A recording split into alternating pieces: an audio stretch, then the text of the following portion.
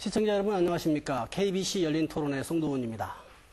전국의 초중 고등학교에서 해마다 학업을 중단하고 학교를 떠난 학생이 7만 명이 넘는다고 합니다. 광주 전남 지역의 학업 중도 포기자도 매년 4천여 명에 이른다고 하는데 문제는 이들 학업 중단 학생들을 지원하는 교육 시스템은 아직 부족하다는 점입니다. 오늘 토론회에서는 교육 전문가들을 모시고 학업 중도 포기자들에 대한 대책은 있는지 토론해보고자 합니다. 참석하신 패널 여러분 소개해드리겠습니다. 먼저 국회 교육과학기술위원회 박혜자 국회의원 자리하셨습니다.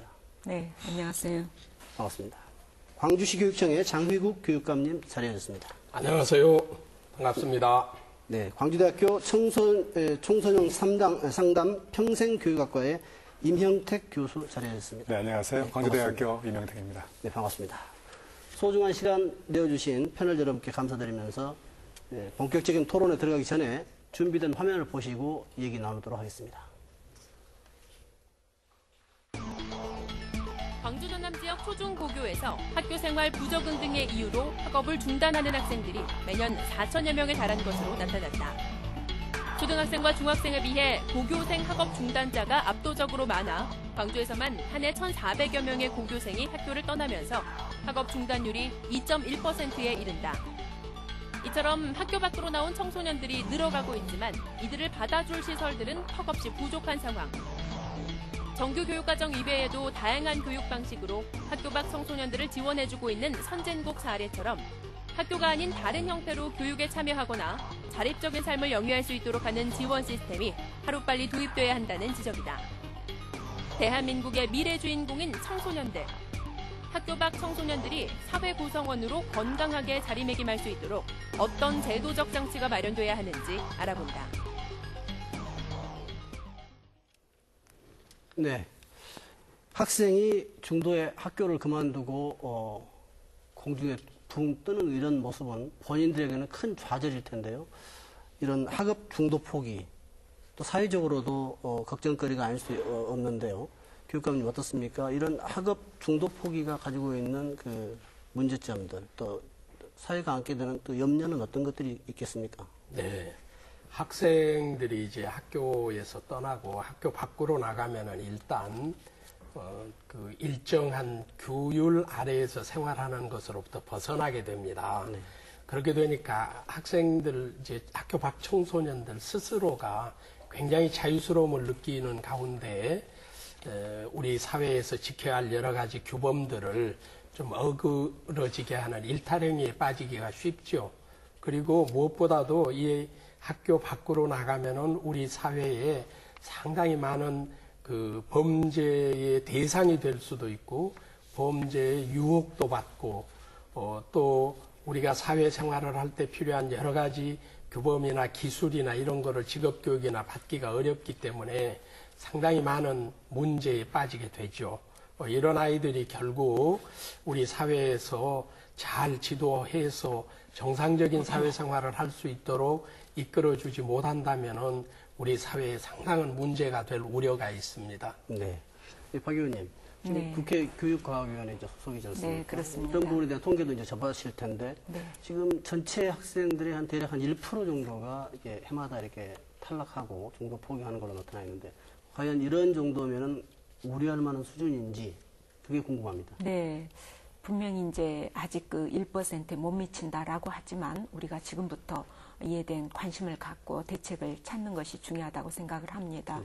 특히 이제 최근에 그 학교를 그만두는 그 학생들의 유형을 보면 굉장히 유형이 다양화되고 있다. 저는 그렇게 그 봅니다.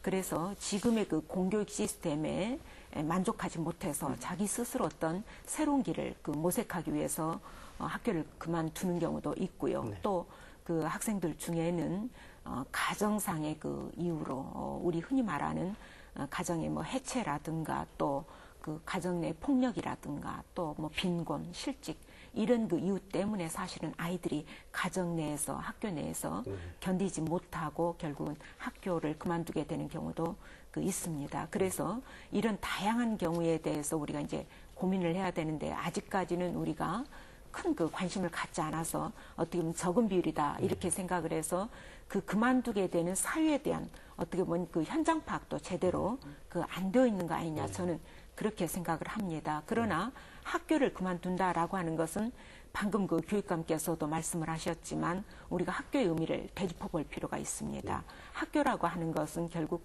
우리가 그 민주 시민으로서 우리 공동체 생활을 가르치는 곳입니다. 그런데 그러한 그 공동체 생활을 어찌 보면은 그 익히지 못하게 될 수가 있고 또 그것은 앞으로도 생활하는 데 있어서 공동체에 그 필요한 생활 기본을 익히지 못해서 다양한 사실은 어려움을 겪을 수도 있습니다. 그렇기 때문에 우리는 그 민주주의라고 정치적으로 합니다만은 이런 민주주의라고 하는 것을 뒷받침해 줄 수 있는 그 어떤 그 질서라든가 또 규범이라든가 이러한 것들을 공동체 생활을 할 수 있는 준비를 갖춰 나가는 것이 학교이기 때문에 그러한 준비 측면에서 문제가 있죠. 네.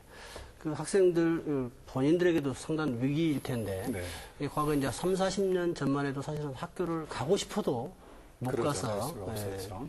초등학교만 나오고 또 중학교만 나오고 뭐 이렇게 해서 이제 뭐 일터로 가고 했던 네. 그런 청소년들이 많았었는데 지금 사회에서는 최소한 국가나 사회가 교육은 시켜줄 수 있는 그런 여건은 됐는데 그때와 지금의 학업 중도 포기 또 이런 것들은 또 어떤 차이점을 갖고 있다고 봅니까? 우리 시대의 자화상이자 우리가 앞으로 같이 감내해야 될 우리의 몫이 아니겠는가. 사실은 가슴이 먹먹합니다. 사실은 이게 교육의 근본적인 어떤 그런 존재가 어디에 있는지 산업화 시대에 나름대로 입시 병영 중심의 이런 패러다임을 벗어나서 이제는 함께 소통하고 성찰하고 새로운 시대를 준비할 수 있는 이러한 우리의 지혜가 필요하지 않을까. 현실은 상당히 안타깝지만 현실 속에 있는 가능성을 살릴 수 있는 또 좋은 기회가 될 수 있다고 봅니다. 네. 또 이제 의견이 서로 다를 수도 있겠습니다만 지금 우리 사회 같은 경우는 대학 진학률이 대단히 높지 않습니까? 높죠. 네. 네. 그렇죠. 85%를 그런 정도 되고요. 육박하고 있죠. 네. 지금 이제 보니까 학업 중도 포기자들을 보니까 우선 이제 고등학교까지 하니까 고등학생들 비율이 높더라고요. 고등학생들 때문에 그런 정도인데 어떤 정도입니까? 또 중도 포기하는 사유도 조금씩 다를 것 같은데. 네, 상당히 그 차이가 있습니다. 우리가 전체적으로 지금 2011년 교과부 통계를 보면은 광주 학생이 약 2,100명 정도가 중도 포기했습니다. 근데 그 중에 70%가 고등학생들입니다. 그리고 고등학생들의 중도 포기율이 자꾸 높아지고 있어요. 2010년에는 약 540여 명 되던 학생들이 2011년에는 760여 명 이렇게 늘어났단 말이죠. 그러니까 30%가 증가한 겁니다. 고등학생들의 학업 중도 포기가 자꾸 늘어나고 있는 것이 굉장히 저희로서도 걱정스러운 일이고요. 그 유형은 아까 우리 박 의원님께서 말씀하신 것처럼 여러 가지가 있습니다. 자기가 다른 삶을 찾아보겠다 해서 대안교육 쪽으로 간다. 부모의 관심이 있기 때문에 그런데 그 수도 있지만 대부분이 그 학교에 적응을 잘 못해서 그렇다고 하거든요. 근데 적응을 잘 못하는 가장 중요한 이유가 가정에 있습니다. 아까 박 의원님 말씀하신 것처럼 가정의 위기 속에서 해체라든지 또는 뭐 빈곤 문제라든지 폭력 문제라든지 이런 것 때문에 아이들이 안정감을 갖지 못하고 결국 이것이 자기 스스로의 존재감, 자존감을 갖추지 못한 속에서 아무도 나를 돌아보지 않는다.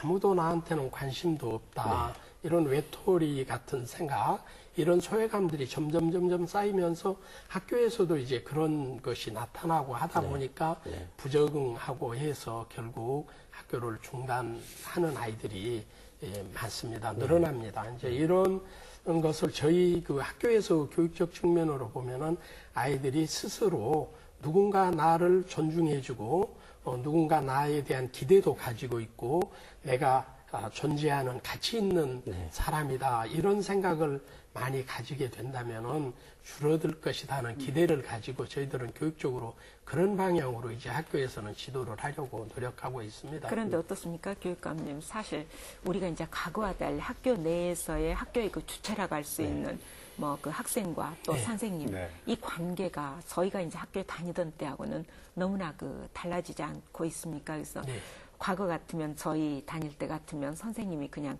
저희한테 절대적인 존재였지만 지금의 관계에서는 상당히 수평적인 관계로 학생들도 그렇게 바라보고 있고 그래서 어찌 보면 그 교사 입장에서는 학생들이 너무나 나를 그 존중해주지 않기 때문에 또 교권의 어떤 예. 위기도 느끼죠. 그런데 또 학생들 입장에서는 또 한편으로 선생님이 나에 대해서 관심을 주지 않다. 나는 집에서 또 어찌 예. 보면 하나 아니면 둘 그런 상황 속에 있기 때문에 그래서 사실 이런 그 교사와 학생 간의 관계가 새로이 우리가 시대의 변화에 따라서 정립이 돼야 되는데 그게 참 지금 우리가 애매한 그 위치에 와 있는 거 아닌가.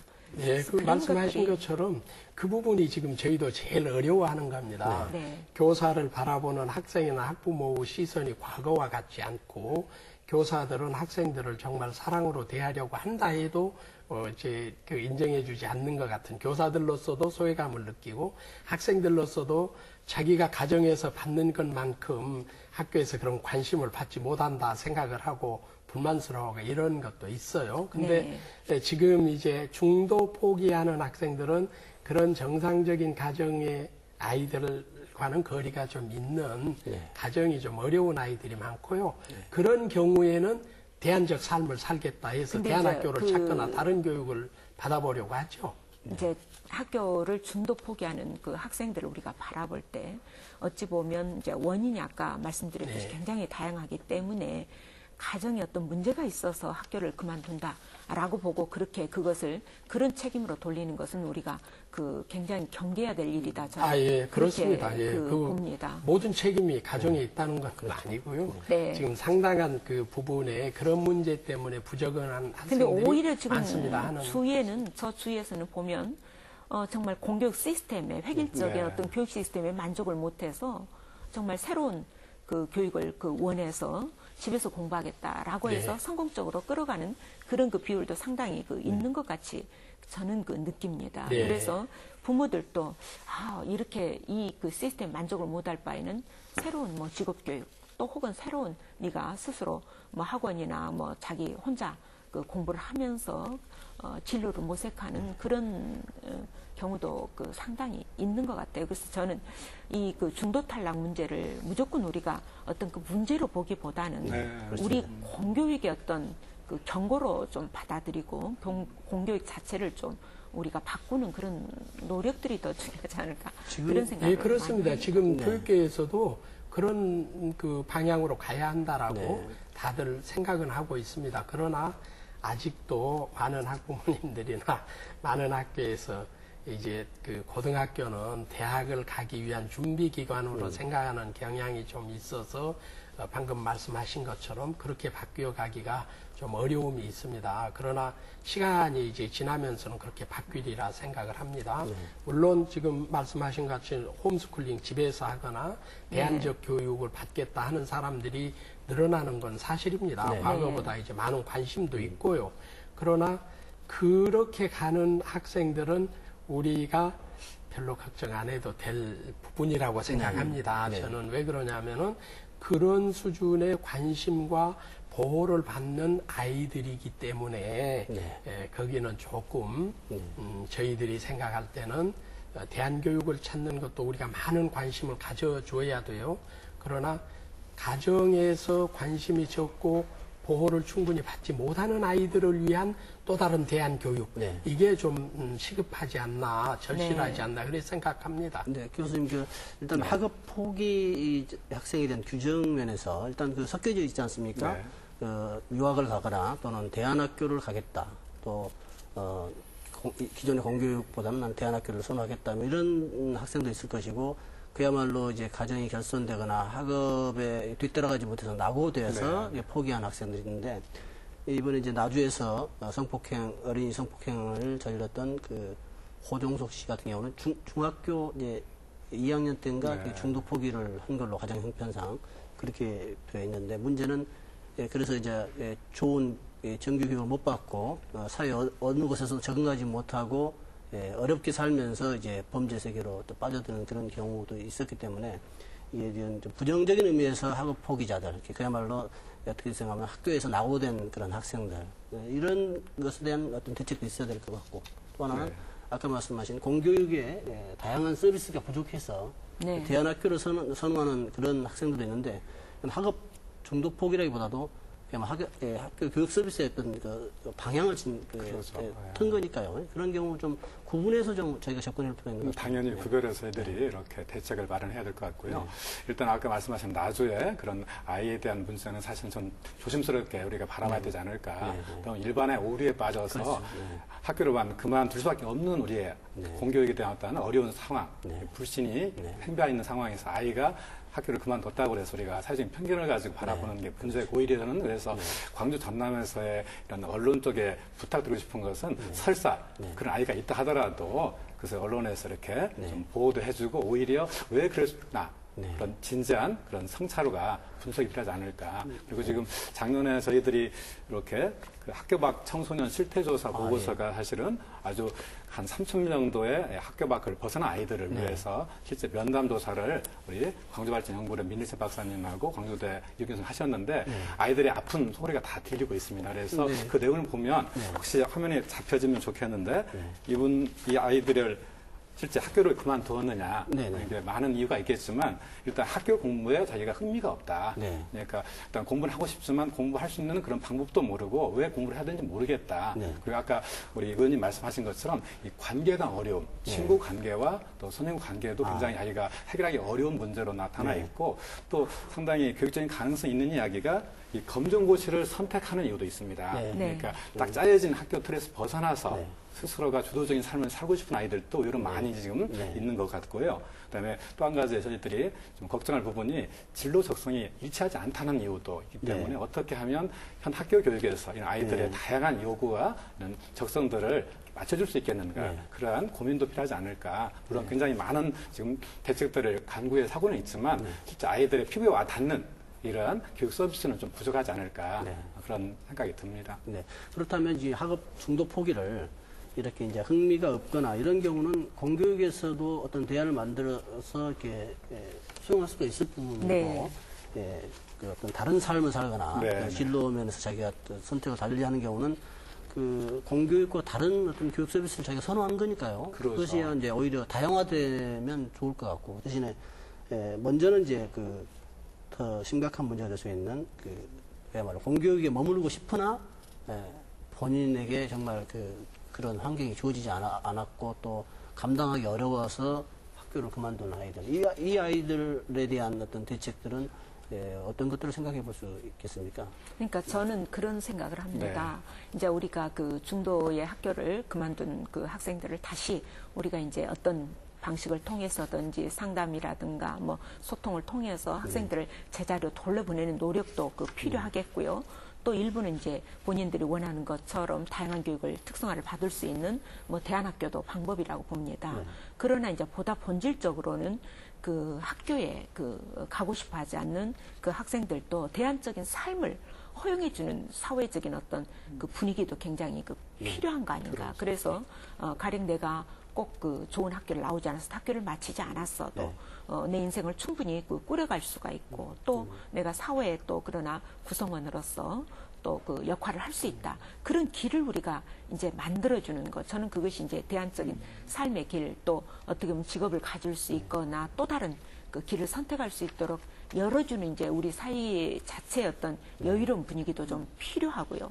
또 그 직업도 꼭 그 학력에 얽매이지 않고 자기가 어떤 선택을 해서 새로운 뭐 일을 배워서 직장을 가져서 뭐 사회 구성원으로서 역할할 수 있도록 이런 이제 길도 우리가 고민해 줘야 되는 거 아니에요? 왜냐하면 아까 우리가 봤듯이 중등까지는 우리가 이제 아직 어리다라고 하지만 고등학교를 넘어서면 상당히 이제 성인에 가까워지는 거죠. 그래서 자기 삶에 대해서 책임을 져야 되는 나이가 됩니다. 그렇기 때문에 이 고등학교 탈락자들에게는 분명히 대학만이 가는 것이 아니라 전부가 아니라 대안적인 삶을 충분히 살 수 있는 어떤 이제 그런 길을 열어주는 것이 저는 중도 탈락 학생들에게 우리가 사회적으로 관심을 가져야 되는 것이 아닌가 생각을 합니다. 우리 교육감님, 박 의원님 말씀에 전적으로 공감하고 동의하고요.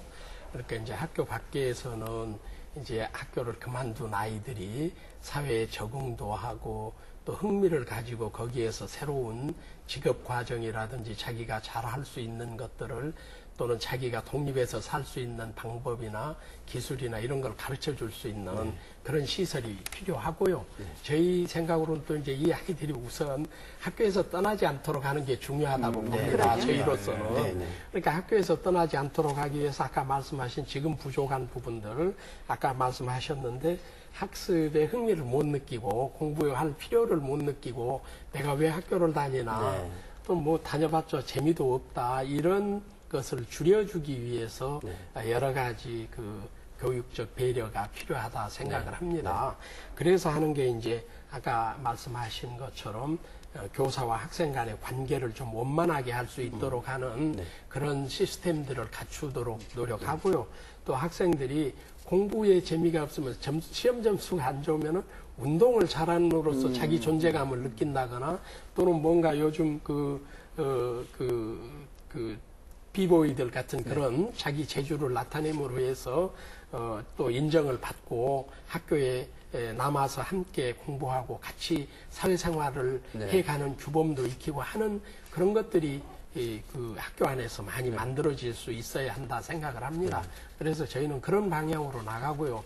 그래서 중학교까지 진로 진학 탐색에 좀 더 지금까지보다 좀 더 확대 강화해서 고등학교 선택을 좀 지금처럼 그냥 성적에 따라서 특성화고로 가고 일반고로 가고 그러는 게 아니고 자기 직업에 자기가 앞으로 뭘 할 건가를 생각하면서 진로를 선택하고 공부하게 하고 또 다양한 동아리 활동을 하도록 아이들을 잘 지도해서 학교에 또 동아리도 많이 만들고 지원하고 해서 아이들이 학교에 흥미와 재미를 느낄 수 있도록 하는 여러 가지 지금 노력들을 해가고 있습니다.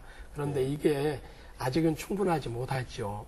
그리고 아직은 또 우리 사회에서 시험 성적을 가지고 사람을 많이 평가하다 보니까 성적이 뒤진 학생들이 소외감을 많이 가지고 있습니다. 이런 걸 극복하기 위해서 여러 가지 노력하겠습니다. 일단은 지금 현재 이제 고등학생들이 주로 이제 학업 중도 포기를 많이 하고 있기 때문에 이제 대학 진학이라든지 이런 부분에서 이제 성적이 하위권에 있거나 학업에 도저히 흥미를 못 느끼는 학생들이 많이 있는데 실제로 고등학교 교과 과정 자체가 좀 획일화되어 있어서 그걸 다양하게 선택할 수 있는 공교육 체제 안에서도 그런 것들은 지금 현재 뭐 어느 정도 좀 되고 있습니까? 선택의 폭이 지금 넓혀 놨다고는 하지만 우리의 그 학교 교육 시스템의 특성이 대학 입시에 많이 맞춰져 있습니다.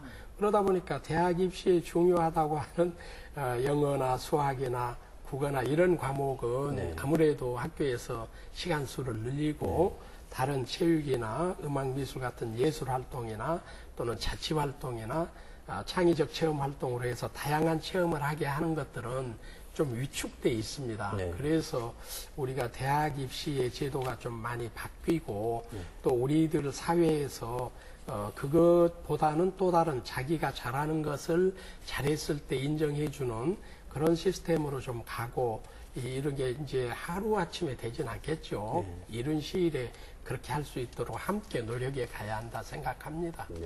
이 교과 과정을 이렇게 좀 자유롭게 이렇게 공부를 성적을 위주로 또 대학 입시를 위주로 공부하는 학생들도 있겠고 또 그렇지 않고 그야말로 성장기에 청소년기에 다양한 어떤 그 문화적인 경험을 할 수도 있는 것이고 공부 대신에 근데 문제는 교과 과정이 획일화되어 있다는 거죠 전국적으로. 그렇습니다. 지방자치단체 차원에서도 선택적으로 할 수 있는 그런 권한이 주어지지 않고 이런 부분들은 요즘 뭐 나오는 혁신학교가 그래서 상당한 성과를 거두고 있는 것으로 나오죠. 그러더라도 혁신학교도 결국에는 공부 잘하는 학교 만들고자 하는 그런 방향으로 갈 수밖에 없는 것이고. 지금 저희는 이제 혁신학교 공부 잘하는 학교보다는 협동하고 협력하고 다른 사람과 함께 살아갈 수 있도록 하는 거 이걸 더 존중하거든요. 지금 광주시도 지금 공립대안학교가 지금 있으신가요? 공립대안학교로 정식으로 된 건 없지만 대안적 교육기관으로 중학교에서 이제 적응을 좀 잘 못하는 아이들 그런 아이들을 6개월 정도 위탁하는 학교가 있습니다. 용연학교라고 중학교 과정. 고등학생 중에서 역시 그렇게 이제 학교 생활에 적응을 잘 못하고 자꾸 그 위기에 가려고 하는 아이들이 있는데 이런 아이들을 돈보스코 학교에다 이렇게 위탁해서 하고 있고요.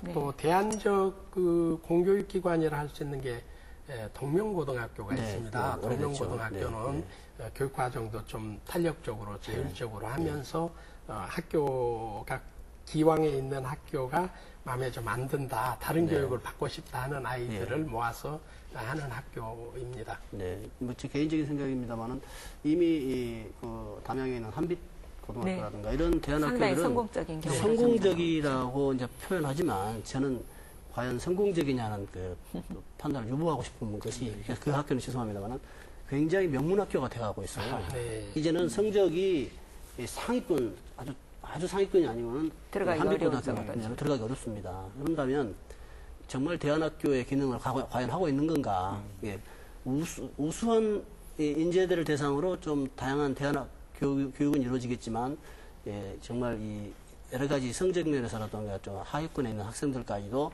자유롭게 들어가서 그곳에서 교육을 받을 수 있는 그런 대안학교. 이미 지금 그 사립 대안학교들이 네. 많이 있지만은 상당수가 이게 그야말로 이렇게 네. 입시 위주의 대안학교로 변질돼 가고 있으니 정말 이 진정한 대안학교를 이제 공립에서 고민해야 할 때가 아닌가 싶기도 한데요. 네, 고민하고 있습니다. 그리고 그런 이제 예로 전라북도의 경우에는 그런 학교를 하나 만들었어요. 그렇습니까? 중학교 과정을. 네, 네. 그래서 정말 학교 생활이 어려운 아이들, 그런 아이들만 모아서 그냥 자유스럽게 그 성적이나 이런 것은 좀 개의치 않고 네. 그 영광에 근데 이제 있는 상당히 영산 소규모 성지학교죠. 예, 학교가 소규모입니다. 우리 광주에도 지금 몇 군데 있기는 하지요. 네. 그 뭐 11명, 뭐 네, 15명. 그렇습니다. 이제 이런 그거는 이제 소규모죠. 공교육기관은 아니고. 공교육은 아니지만 예, 이제 예. 대안학교 형태로. 네, 그렇습니다. 그런데 이제 역시 대안학교라고 하는 것이 교과 과정의 자율성도 중요하지만 또 한편으로는 이제 그런 소규모였다 보면은 그 학생들 간의 관계나 또 이제 교사와의 관계가 인간적인 이제 유대로서 뭐 가족처럼 이렇게 이제 그런 정으로 이제 좀 그 얽힐 수 있지 않을까 이제 그런 것의 장점은 가질 수가 있겠다 싶은데 저는 이제 최근에 그 자료들을 보면서 이런 그 대안학교에 대해서 과연 우리 그 어른들이 사실은 뭐 얼마 전에 그 신문에 쭉 이제 모 신문에 그 연재가 됐어요. 거리 밖에 그 아이들이라고 그래서 저도 그 기사를 이제 계속 보면서 참 그 마음이 많이 그 아팠습니다. 정말 내가 이 아이들을 위해서 뭘 할 수 있을까 그런 그 고민을 그 했었는데 특별히 이제 그렇게 그 우리 아이들을 학교 밖으로 어떻게 보면 밀어내는 거죠. 그래서. 애들이 선택한다기보다는 어쩔 수 없이 밀려나는 경우가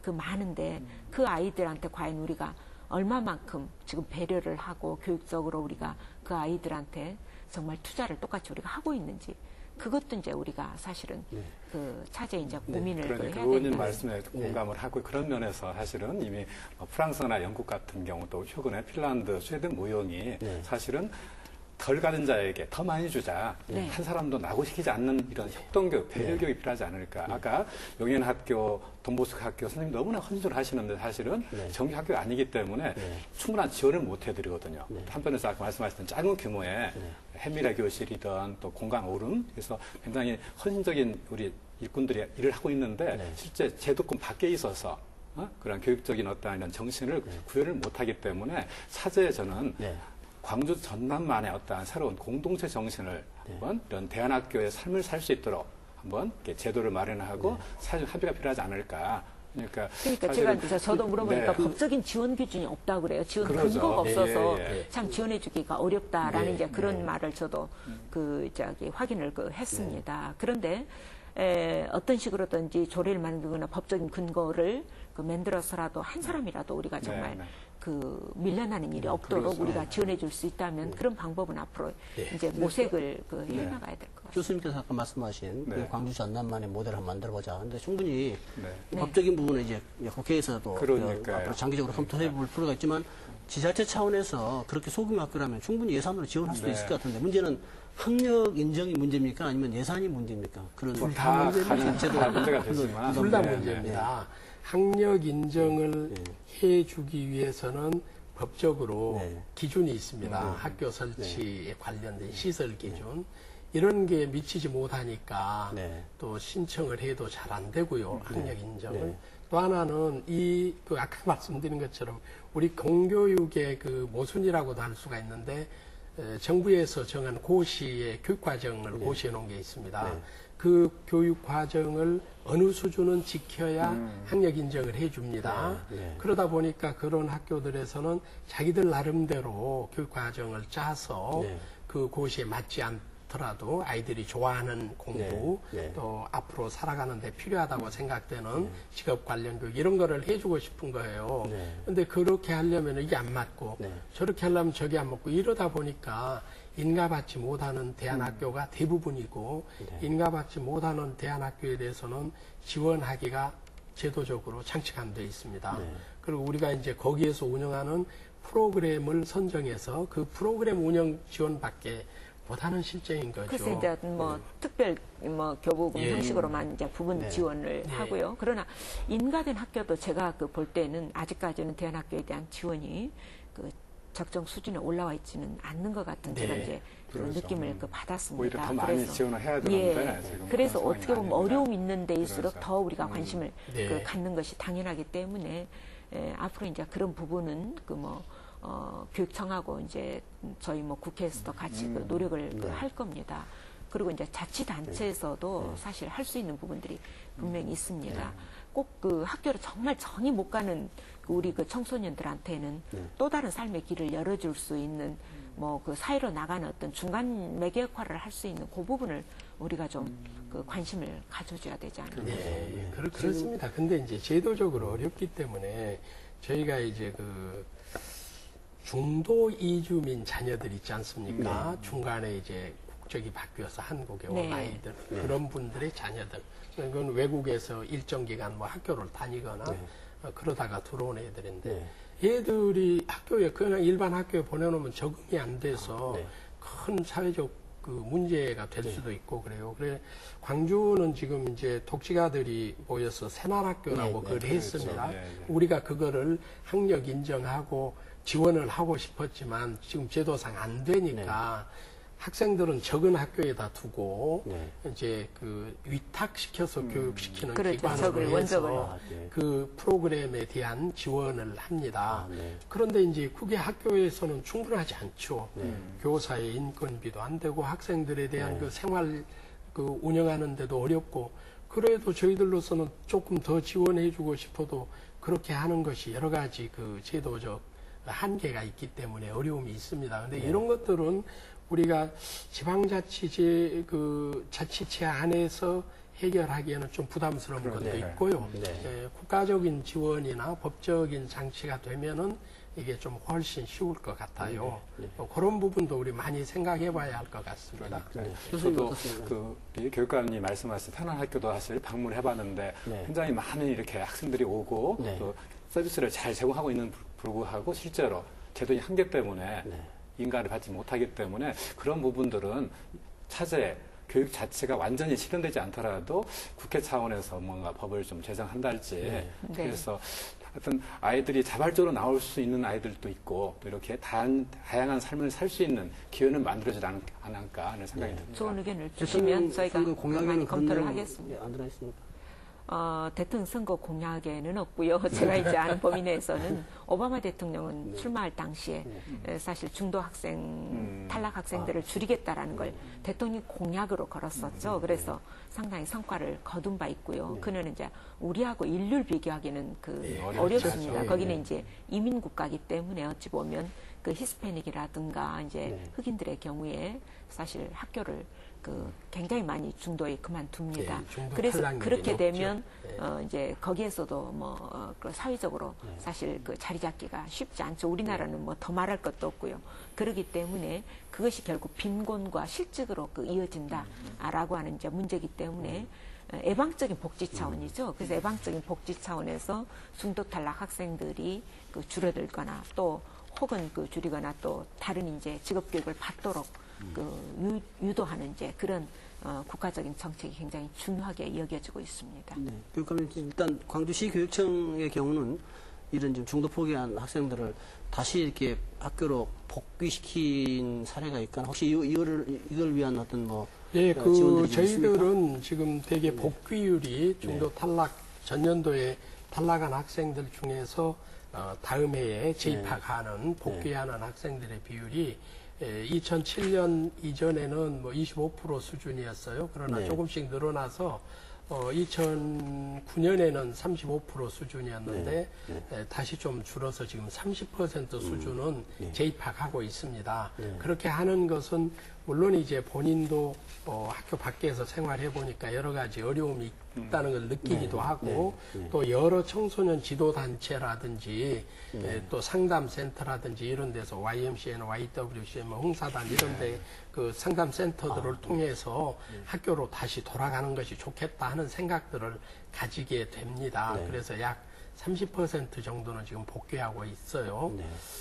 그런데 이제 복귀 안 된 아이들이 사실 그 문제인 거죠. 어려움에 처해 있으니까 우리가 그런 아이들을 어떻게 지도할 것이냐 하는 게 지금 중요한 과제가 되고 있죠. 그래서 아까 우리 지자체에서 노력들을 말씀하셨는데 우리는 작년인가 금년 초인가 그 학교 밖 청소년 보호와 지원에 관한 조례를 만들어졌어요. 네. 그래서 지난해 제작하신 전국 건가요? 최초로 아마 제정이 예, 된 그 거예요. 조례는 전국 최초로 됐을 겁니다. 그렇게 이건 다른 지자체에 비해서는 상당히 선도적이고 학교 밖 청소년을 위해서 뭔가 이제 조치를 하기 위한 그 제도적 장치를 한 겁니다. 그렇게 해가지고 학교 밖 청소년 지원센터도 이제 서울 다음으로 두 번째 만들어서 지금 일을 시작했는데요.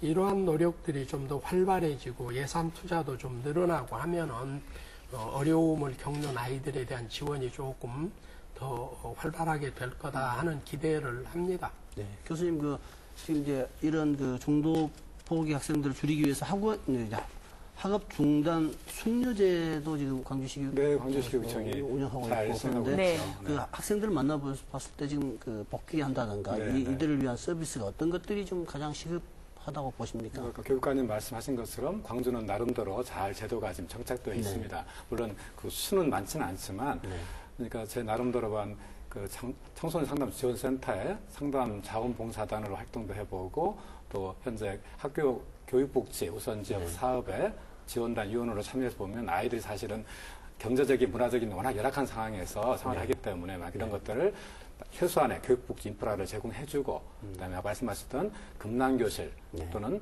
용연학교 그다음에 우리 돈보숙 학교에서 가서 굉장히 많은 돈을 받는다고 이야기를 합니다. 특별히 최근에 제가 만나본 학부모는 이 자퇴를 하게 되면 사형 선고나 마찬가지랍니다. 가족들에게도. 그래서 이 엄청난 벽에 가로막고 있는데 그 과정에서 그래도 상담사나 또는 일선 교사님들이 데리고 살면서까지 예컨대 우리 박수정 우리 선생님 같은 경우는 교직 초기에 그분들이 학부모님들 이야기를 하시는 거예요. 학교를 떠났지만 학교에 들어올 수 있는 그런 선생님들 헌신과 최소한의 제도적인 장치가 마련되어 있다. 그래서 저는 차제에 굉장히 지금 광주가 알게 모르게 많은 단체들과 또 이렇게 제도도 있기 때문에 이것을 엮어낼 수 있는 이런 광주시와 광주시 교육청의 어떤 이런 사회적인 어떤 합의를 도출할 수 있는 이런 공론화 작업과 공감 형성이 필요하지 않을까 이런 생각도 가지고 있습니다. 그 중도 탈락했다가 또 복귀한 학생들 혹시 또 인터뷰 해보신 네, 경험이 좀 있어요? 그렇죠. 그 학생들이 지금 이제 중도 포기했다 다시 복귀한 학생들은 어떤 그 생각들을 많이 하고 있는지 모르겠습니다. 본인이 그 아픈 상처지만 또 본인의 나름대로는 그걸 잘 감내했기 때문에 오히려 그걸 값진 경험으로 삼아서 오히려 도와주고 싶다. 그래서 제가 모르겠어요. 이게 가칭 우리 문화 바우처처럼 교육복지 상담 바우처 제도를 한번 시행을 해서 그런 아이들이 또래 상담이나 사실은 공부에 대한 이런 흥미가 없는 이유가 공부를 하고 싶지 않는 게 아니고 할 수 있는 기회가 없거나 왜 해야 되는지를 모르기 때문에 함께 시간을 보내줄 수 있는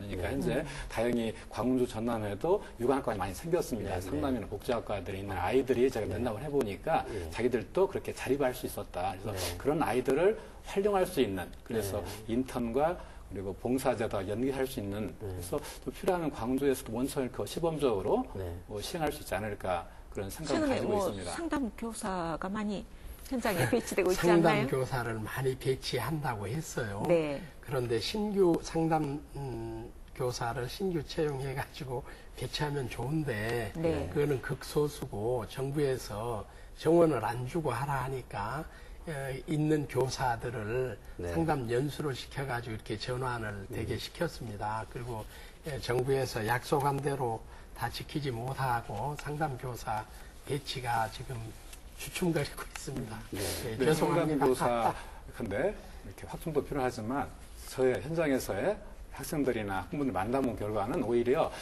거리가 있는 상담교사 면담보다는 같이 이렇게 눈높이에 맞는 학생들과 이렇게 서로 이렇게 시간을 보내는 경우나 아니면 오히려 그 또래 학생들끼리 그러죠. 멘토, 그리고 멘티 학부모님들 역할을 상담 해주는. 자원봉사자를 잘 이렇게 상담 교육을 시켜서 이분들이 할 수 있는 역할이 더 많지 않을까 예. 그런 생각을 할 수 있겠습니다. 그렇습니다. 네. 지금 이제 그 국회 교과위에서 이제 활동하시다 보면 교과부하고 이제 업무에 네. 굉장히 관한 어떤 토론도 많이 할 것이고 서로 이렇게 싸움도 하실 텐데 지금 문제는 이제 교육 자체가 온전하게 좀 안 이루어져서 네. 교육 여러 가지 시책들을 지역 실정에 맞는 것들을 이렇게 도입하거나 시행하기도 어렵고 아까 말씀드린 그런 그 철학 면에서도 서로 이렇게 다루는데 중앙에서 이제 일방적으로 이렇게 밀어붙이는 게 최근에 많았습니다. 이제 교과부에서는 정량적인 평가를 아주 굉장히 많이 강화를 했죠. 그래서 뭐 교육청에 대한 뭐 평가뿐만 아니라 대학에 대해서도 정말 뭐 개량적인 지표로 전부 다 일률적인 잣대로 들이대는 거죠. 그래서 뭐 등수를 매기고 그에 따라서 지원액을 결정을 하고 상당히 우리 교육감께서도 어려움을 겪으실 것으로 생각이 됩니다. 그래서 이제 항상 그 교과부하고 논쟁 중인 것은 고등교육에 대해서는 최대한 자율권을 줘라. 그리고 이제 또 일반 초중고에 대해서는 우리가 이제 교육자체 이념에 따라서 교육청이 예전 이제 관선 때와 달리 민선 교육감이 결국 운영을 하기 때문에 지역별로 특성에 맞춰서 갈 수 있도록 교육청의 이제 자율권과 교육청의 특성을 보장하도록 요구를 하고 있죠. 그래서 지난번에도 아마 지표를 교육청에 대한 평가 지표도 바꾸기로 했습니다. 그래서 교육청의 특성을 수용하는 쪽으로 대폭 수용하는 쪽으로 바뀌어야 되고 또 이제 연계하는 교부금 제도도 저는 바뀌어야 된다. 교부금을 산정하는 지표 자체가 제가 보면은 잘못되어 있다라는 생각을 합니다. 그래서 아까 교수님께서도 말씀하셨지만 재정 여건이 어려운데 또 어떻게 보면 학력 미달 학생이 뭐 많은데 오히려 저는 더 지원을 해줘야 그렇죠. 더 이렇게 적극적으로 할 수 있지 않느냐. 어려운데 더 지원해 주는 것이 저는 교육의 목적을 오히려 실현시키는 것이다. 이렇게 보고 있습니다. 싸움을 많이 합니다. 하여튼 박수를 보내드립니다. 국회에서 이제 제도적인 부분이나 예산 부분을 많이 좀 이렇게 뒷받침이 돼야 될 것 같고요. 특히 이제 사실 학생이 적다고 하지만 1%가 적다고 하지만은 한 해 2,000명이면 큰 학교 하나에 해당되는 수인데요. 중도 탈락 학생이 1%라 해서 적다고 할 수 있지요. 그러나 우리가 우리 몸에 비교해 본다면은 이름 좀 적절한 비유가 아닐는지 모르겠습니다. 어디 상처가 나가지고 아주 작은 상처랄지라도 이걸 방치하면 이게 이제 점점 커져서 온 몸이 큰 고통을 받고 나중에는 이게 이제 건강상에 심각한 문제가 되기도 해요. 그러듯이 1%라고는 하지만 이 상처를 얼른 치료하듯이 빨리 이 중도 탈락한 학생들이 우리 사회 구성원의 한 사람으로 적응해서 정상적인 생활을 해갈 수 있도록 지도하고 지원하고 하는 게 우리들의 책임이라고 생각합니다. 결국은 우리 어른들의 책임이죠. 사회의 책임이죠. 일단 이제 중도 탈락했던 학생들이 30% 가까이 다시 복귀를 지금 하고 있다고 하는 것이 참 반가운 소식인데요. 그래도 일단 이 복귀를 해도 죽지 못해서 하는 그런 거라면 문제는 여전히 남아있는 거 아니겠습니까? 그래서 이들 학생들, 그야말로 학교의 성적 지상주의의 교육 환경에서 뒷줄에 서 있는 학생들, 또 가정적으로나 경제적으로 또 뒷줄에 서 있는 이 학생들이 희망을 갖기 위해서는 그냥 학교 졸업장만 따라 일단 버텨라 라고만 말하기에는 좀 문제가 좀 있지 않겠습니까? 그렇죠. 이제 우리가 정말 사회자께서 버텨라, 뭐 고등학교 졸업장이라도 따와야 하는 거 아니냐. 근데 이제 그게 우리 사회 문화 자체가 학력 사회이기 때문에 고등학교를 졸업했느냐, 대학을 졸업했느냐. 이게 이제 졸업장이 중요한 것이 우리 문화로 정착돼 있기 때문에 그런 것이죠. 그래서 사실은 우리 사회 문화 자체가 그 교육이 제대로 되면 바뀌어야 됩니다. 그래서 저는 사회 자체가 사실은 학교라고 봅니다. 사회 문화가 어떻게 돼 있느냐가 결국은 큰 학교죠. 그렇기 때문에 우리 그 어른들부터의 그 사회 문화가 지나친 그 경쟁이라든가 뭐 그 성적순, 그래서 우리 요즘 그런 말 하죠. 뭐 모든 분야에서 1등 해라 그러는데, 아니 모든 분야라 해도 그 분야에서 1등만 그러면 살아남는다는 거냐. 2등, 3등도 괜찮다. 2등, 3등도 충분히 행복할 수 있다. 이제 뭐 이런 게 오히려 더 우리가 그 관심 가져야 될 그 문화 같아요. 어쨌든 간에 그것이 이루어지려면 최소한의 어떤 교육의 기회가 줘야 돼. 어떤 분야든지 공부를 할 수 있도록 해주고 배울 수 있도록 해주고 자립할 수 있도록 그렇습니다. 준비가 필요하다는 점에서 지금 공교육기관에서 고등학교까지 공교육기관 오직 성적, 공부 이거 외에 다른 서비스 부분이 좀 취약하기 때문에 항상 이제 그래 이제 그 참 여러 가지 지적하실 때마다 마음이 아픕니다. 그런데 저희들이 이제 아까 말씀드린 것처럼 학생들이 자존감을 가지고 어울려 살 수 있도록 하는데 초점을 맞추고요.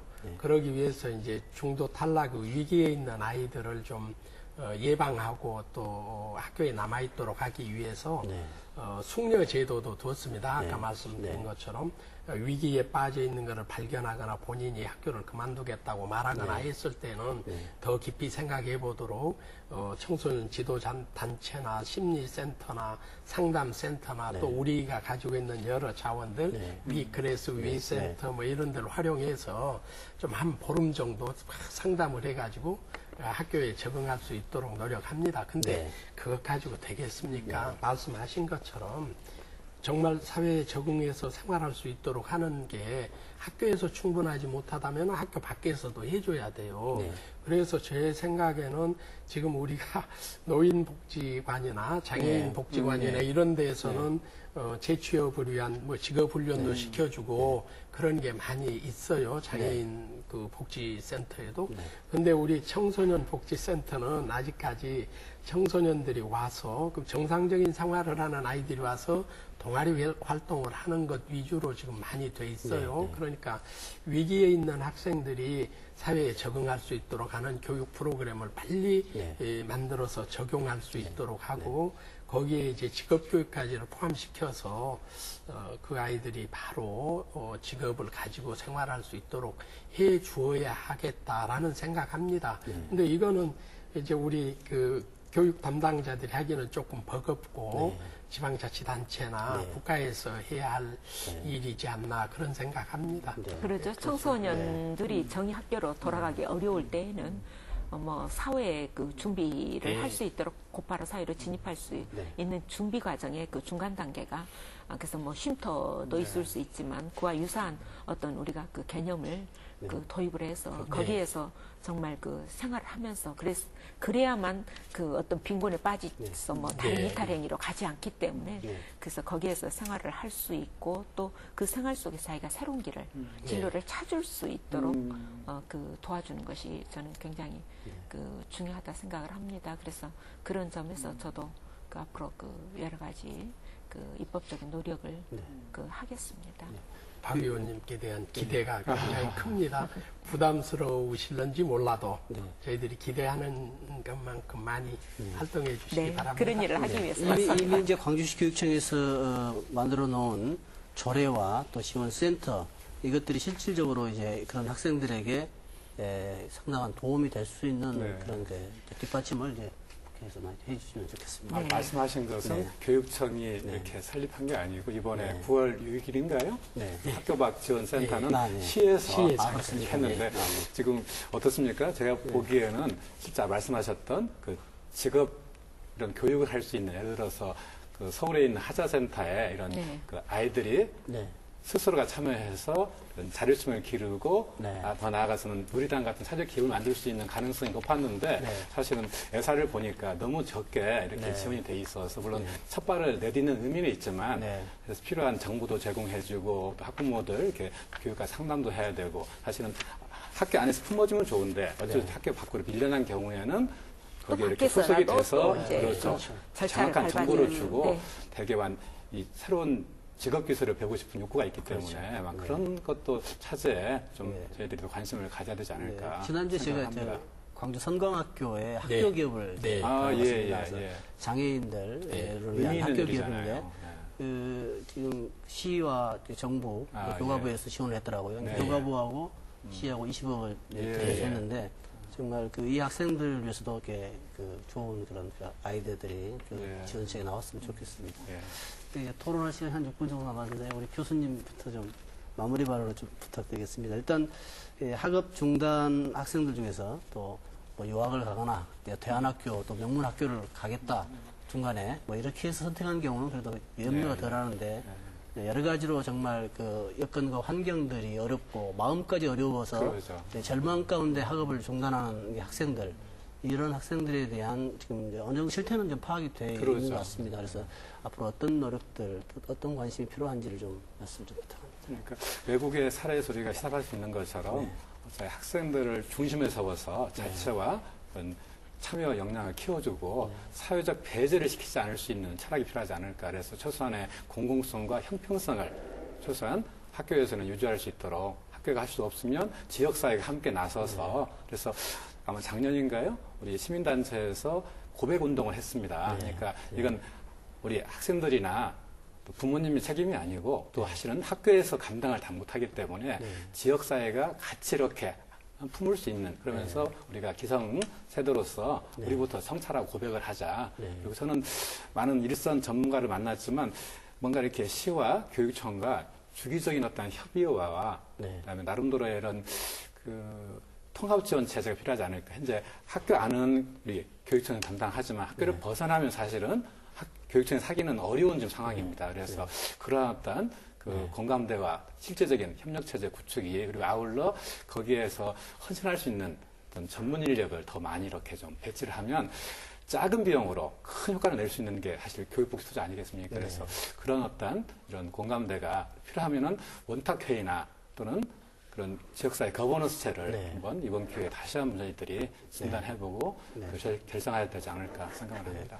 건강한 사람보다는 나쁜 사람한테 아무래도 돈을 더 쓸 수밖에 없는 거고요. 또 이제 이런 청소년들을 돕는 것은 미래 사회복지 비용을 줄이는 것이죠. 예. 그래서 사실 존 F 케네디 대통령이 그런 말을 했어요.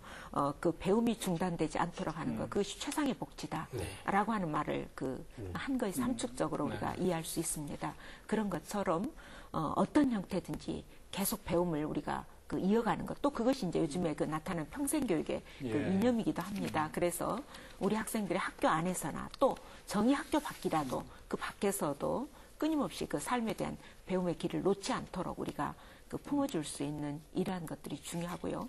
오늘처럼 우리가 이제 학교 밖 우리 아이들에 대한 관심을 갖는 거, 여기에서부터 문제 해결의 출발이 저는 시작할 수 있다. 이렇게 믿습니다. 네. 교육감님, 일단 이게 교과부의 획일화된 그런 정책으로만 해결되는 건 아니고 각 지역별로 좀 더 독특한 대안들이 나와서 그게 전국적으로 좀 확산될 수도 있다고 보는데 앞으로 이제 어떤 방향에서 이 부분에 대한 어떤 지원을 좀 강화하실 계획이신지. 이제 말씀하신 것과 일치되는 건데요. 저희가 처음 이제 지방교육 자치가 제대로 된 모습을 갖추가자. 그렇게 할 때 광주는 광주다운 교육을 합시다. 그랬어요. 그래서 광주의 그럼 정체성이 민주인권 평화의 도시다 해서 민주인권 평화를 더 사랑하고 의식이 높은 학생들을 길러내자 하는 것과 함께 서로 돕고 협력하고 존중하고 배려하는 마음을 가지고 함께 살아가도록 하는 게 꼭 필요하겠다 하는 생각을 가지고 교육 시책을 수립하고 펴고 있습니다. 그러니까 이 문제도 그렇게 바라봐야 한다 생각하고요. 이제 차별 없는 평등 교육을 하겠다 하는 속에도 들어있는 거지만 저희가 대안교육을 좀 더 활성화해야 되겠다 그런 생각을 가지고 있습니다. 그래서 학교 안에서 모든 학교에서 1등만 존중해 주는 게 아니라 다 2등, 3등 꼴찌까지도 존중해서 함께 갈 수 있도록 하는 교육을 할 뿐만 아니라 그런 대안교육 시설을 지금 우리가 대안적으로 위탁하고 있는 것을 좀 넘어서서 아까 말씀하신 것처럼 공교육에서 아니면은 공립대안학교를 설립하는 것도 지금 검토하자 그렇게 하고 있습니다. 네. 이제 저희들은 학교 안에서는 그럴 것이지만 지자체나 우리 사회에서는 네. 이런 좀 그 뒤처져 있는 사람들을 바라볼 때 따뜻한 시선으로 바라보면서 함께 살아갈 사람으로 네. 봐야지 아까 우리 사회자님이나 박 의원님 말씀하신 것처럼 조금 그 뒤처져서 우리와 같이 살기 어렵다라는 생각이나 네. 또 다른 시선으로 바라보지 않고 네. 좀 도와갔으면 좋겠다는 생각을 합니다. 네. 예. 네. 그런 면에서는 지자체가 좀 더 노력을 해주면 저희도 함께 그렇게 네. 하고자 합니다. 네. 오늘 귀한 말씀 감사드립니다. 네, 오늘 토론회에서는 학업을 중단하고 학교를 떠나는 청소년들의 문제에 대해서 나눠봤습니다. 자녀들 중에서 공부를 조금만 못해도 속이 상한데 학교를 포기하는 자녀가 있다면 어떻게 하시겠습니까? 이런 학생들이 광주에만 한 해 2,000명, 또 전남까지 하면 4,000명이나 된다고 합니다. 광주시와 전라남도, 또 시도 교육청, 우리 사회가 함께 고민해보고 또 대책을 마련해야 할 문제라고 생각합니다. 오늘 토론회 여기서 마치겠습니다. 감사합니다. 네.